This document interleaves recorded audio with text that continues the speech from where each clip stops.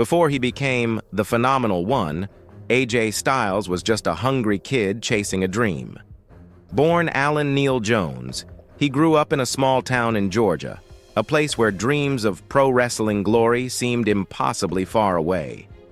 But even in those early days, Styles had something special: pure athleticism, unshakable determination, and a fire that couldn't be taught. AJ started training in 1998, stepping into rundown gyms and local rings where the lights were dim, but the passion was blinding. He wrestled for small Southern promotions, NWA Wildside, Georgia Championship Wrestling, performing in front of crowds of 50, maybe 100 people. But every night, he put on a show like it was WrestleMania. Even back then, his high-flying moves were ahead of their time, a perfect mix of precision, grace, and raw power. The fans didn't know it yet, but they were watching the birth of a new kind of superstar, one who could make wrestling look like poetry in motion. Then came WCW, the big break. In 2001, AJ Styles made his way onto national television during the final days of World Championship Wrestling. Teaming up with Air Paris as Air Raid, Styles showcased his breathtaking athleticism to a wider audience. His matches were fast, fluid, and fearless, a glimpse of what pro wrestling's future would become. But fate had other plans. WCW shut its doors just as AJ was starting to take off. Most would have seen that as an ending. For AJ Styles, it was just the beginning. The independent circuit was calling, and the world was about to meet a new kind of phenomenon. The journey from small-town Georgia to global recognition had officially begun, and AJ Styles was about to change wrestling forever. When the world thought AJ Styles' dream had ended with WCW's collapse, a new door opened. In 2002, a brand new company called Total Nonstop Action Wrestling, TNA, emerged from the ashes, and at its center stood a young, fearless athlete ready to redefine what wrestling could be. AJ Styles wasn't just another competitor, he was the heartbeat of the X-Division. The X-Division wasn't about weight limits, it was about no limits, and that motto fit AJ perfectly. Every time he stepped into the ring, fans saw something revolutionary: springboard 450s, flying forearms, and reversals no one had ever imagined. He was poetry in motion, athletic precision wrapped in chaos. In June 2002, AJ made history by becoming the first-ever X-Division champion. It wasn't just a title win, it was a statement. AJ Styles had arrived. The crowd roared as he raised the belt, sweat pouring down his face, eyes locked on the future. Then came the classics, battles with Jerry Lynn, Lo Kai, and Christopher Daniels, matches that didn't just entertain, they elevated the sport itself.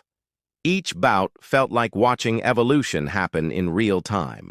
Commentators called him phenomenal, and suddenly, that word became his identity. By 2003, AJ had captured the TNA World Heavyweight Championship, proving he wasn't just a cruiserweight high flyer. He was a complete wrestler. From technical mat work to breathtaking dives, from grit to glory, he could do it all. Night after night, he built the house that TNA would stand on for years. When fans tuned in to TNA, they tuned in for AJ Styles, the man redefining what main event truly meant. And in 2006, after years of jaw-dropping performances, AJ had transformed from a hungry underdog into a global phenomenon, the measuring stick for an entire generation of wrestlers who dreamed of flying like him. The X-Division wasn't just a chapter in AJ's story. It was the moment the Phenomenal One was born. By 2007, AJ Styles had already conquered the X-Division, but now he was ready to conquer TNA itself. Gone were the days of the young underdog. This was AJ Styles, the ace of the company. In a locker room full of legends, Kurt Angle, Sting, Samoa Joe, and Christian Cage, AJ didn't just hold his ground, he led the charge. He wasn't just phenomenal anymore, he was the standard. It was during this era that AJ evolved. New confidence, sharper style, and bigger stakes. Every night, he was either stealing the show or headlining it. The high-flying daredevil had transformed into a complete main event performer. Equal parts athleticism, storytelling, and emotion. In 2009, it all peaked. AJ Styles captured the TNA World Heavyweight Championship, defeating Kurt Angle in a match that symbolized the passing of the torch. The crowd erupted as AJ dropped to his knees, clutching the title to his chest, tears in his eyes.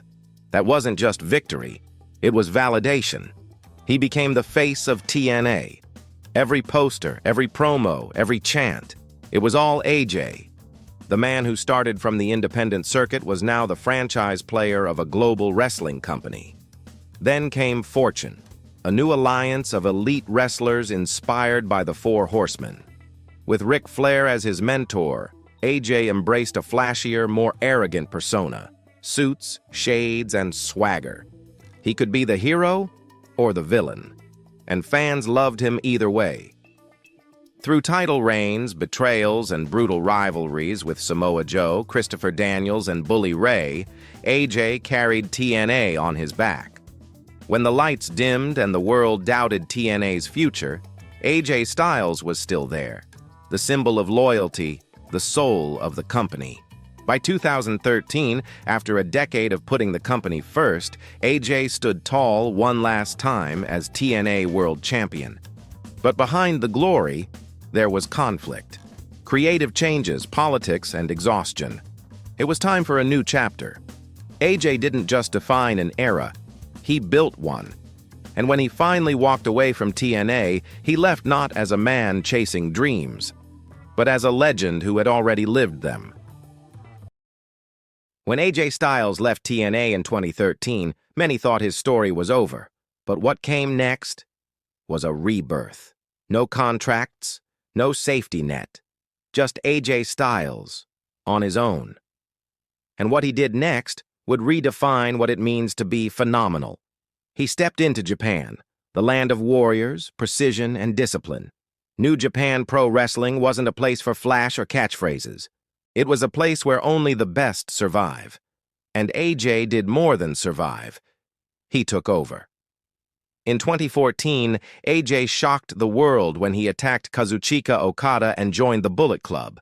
The moment was electric. A foreign star standing tall in a Japanese ring surrounded by chaos and black and white flags waving high. Instantly, he became the leader. The Gaijin Ace. The calm swagger, the gloves, the hooded jacket, AJ had evolved into a global superstar. Every entrance felt like a storm about to hit. Every match, a masterpiece of athletic storytelling. At Wrestle Kingdom 9, AJ Styles defeated the best Japan had to offer, Okada, Tanahashi, Nakamura, proving he was world-class. He wasn't just the best in TNA anymore, he was the best in the world. Then came his run on the independent scene, tearing it up in ROH, Rev Pro, and PWG. No pyro, no corporate machine, just AJ Styles and the crowd. Every building shook when that phenomenal theme hit, because fans knew they were watching greatness up close. AJ Styles was now a living legend, blending technical brilliance with storytelling power. He didn't need a script or a gimmick. All he needed was a ring. By late 2015, the whispers began. AJ Styles is coming to WWE. And for the first time in his career, the entire world, from Tokyo to Texas, waited for one man's arrival. AJ Styles had gone from a small-town dreamer to a global phenomenon. This wasn't just a comeback. This was resurrection, and the world of wrestling would never be the same again.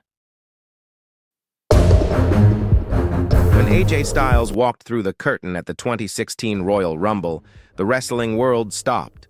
For years, fans had wondered, would the Phenomenal One ever arrive on WWE's grand stage? And when his music hit, the reaction said it all. AJ Styles had arrived. From day one, Styles proved he wasn't a rookie needing to climb the ladder. He was already standing on top of it. His early rivalries with Chris Jericho, Roman Reigns, and John Cena showed that AJ's precision and athleticism were unlike anything WWE had seen in years. When he captured the WWE Championship from Dean Ambrose in 2016, it wasn't just a title win. It was validation of 2 decades of hard work across the globe. Every match, crisp, fast, emotional, built his legacy as one of the best pure wrestlers alive. His duels with John Cena became instant classics, respect battles between generations. And when he defeated Cena clean at SummerSlam, the crowd didn't boo. They bowed. AJ Styles was now the face that ran the place. As the years rolled on, AJ adapted effortlessly, from SmackDown's mainstay to Raw's veteran leader. Whether fighting for the Intercontinental title or tearing down the house with Seth Rollins and Finn Balor, he made every opponent better. Even as age caught up, his skill never faded. Every phenomenal forearm still carried that same precision. Every crowd chant still echoed the same awe, AJ Styles. Today, AJ Styles stands as the rare legend who earned respect everywhere he went, from the indie rings to Japan to the WWE's biggest arenas. Few can say they defined multiple eras, but AJ Styles, he didn't just define them, he transcended them. The Phenomenal One, forever.